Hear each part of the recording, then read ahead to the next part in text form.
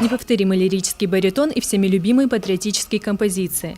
На сцене театра оперы и балета прошел концерт народного артиста Советского Союза Иосифа Кобзона совместно с академическим ансамблем песни и пляски внутренних войск России. Мероприятие прошло в рамках авторского проекта музыканта «Отечество мое». Артисты планируют выступить во всех субъектах Северного Кавказа. Эстрадный певец рассказал, что идея возникла уже давно. Я народный артист всех северокавказских республик, поэтому я обязан служить этим территориям, особенно, конечно, людям, которые живут на этих территориях.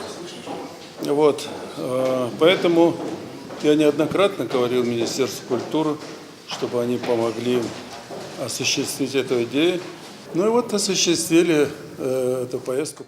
Концертную программу открыли выступлением академического ансамбля внутренних войск под руководством народного артиста России генерал-майора Виктора Елисеева.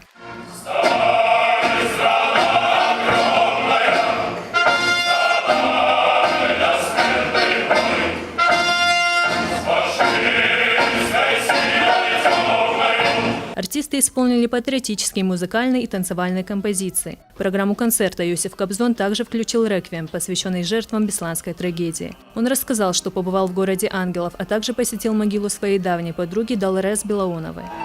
И друзей созову, на любовь свое сердце настрою. А иначе зачем на земле этой вечной живу? В рамках культурно-патриотической программы артисты уже выступили в Махачкале и Грозном. Впереди Цхинвал, Нальчик и Пятигорск. Мадина Сханова, Вадим Джоев, Осетия ТВ.